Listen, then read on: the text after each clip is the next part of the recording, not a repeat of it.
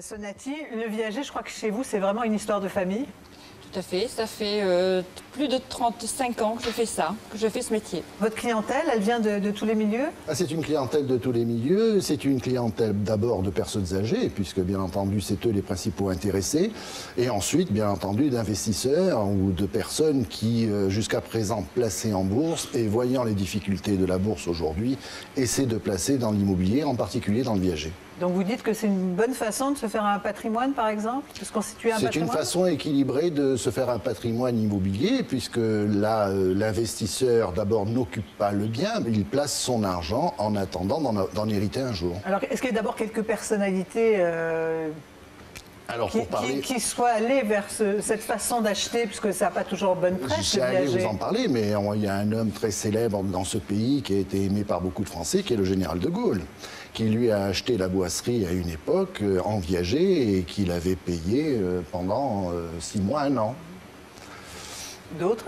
Alors d'autres, il y a d'autres personnes politiques, il y a des acteurs de cinéma également qui placent leur argent dans le viager. On vous sent un peu gêné, il y a toujours ce goût du secret. C'est-à-dire ce sont des personnes qui ne veulent pas se faire connaître. Ils placent leur argent sur l'immobilier et sur le viager en particulier, mais ils ne tiennent pas à ce qu'on divulgue leur nom. Est-ce que c'est un bon placement? Excellent. Quand il est bien calculé, oui. Alors peut-être là, évidemment, on va vous écouter attentivement. C'est quoi? Vous êtes prêt, Pascal Légitimus, à vous dire ça y est, j'achète en viager? Non, parce que je sais pas. Enfin, psychologiquement, j'ai du mal à anticiper sur l'avenir et puis sur.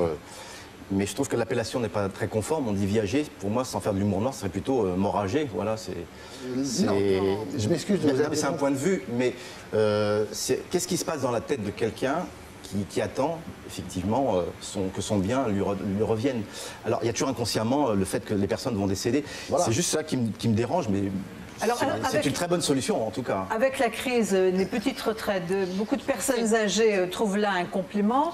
Un complément de retraite important, tout en restant chez eux. Ils ne payent plus de loyer. Ils ont Donc il y a des vrais avantages. Il y a des vrais avantages, il n'y a plus d'impôts fonciers. Il y a les grosses charges propriétaires ne leur incombent plus, ça incombe à leur acquéreur.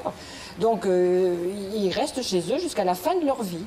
Donc c'est quand même quelque chose qu'ils préfèrent souvent faire du viager justement pour ne pas aller en maison de retraite. Mais concrètement c'est très intéressant, mais c'est psychologiquement moi que ça me dérange, mais sinon j'avoue que c'est une très bonne solution. Ne pensez pas ça. Les gens qui... Je suis désolé, je le pense. Oui, non mais vous ne devez pas... Il faudrait changer ta vie. Oui, non, ne pensez pas ça. Les gens qui achètent... quelqu'un qui pourrait acheter mon bien. Non, parce que vous savez, vous pouvez être beaucoup plus jeune et mourir avant ces personnes. Donc si vous voulez, on est à égalité. Vous avez dit un mot qui ne me plaît pas beaucoup, c'est pour ça.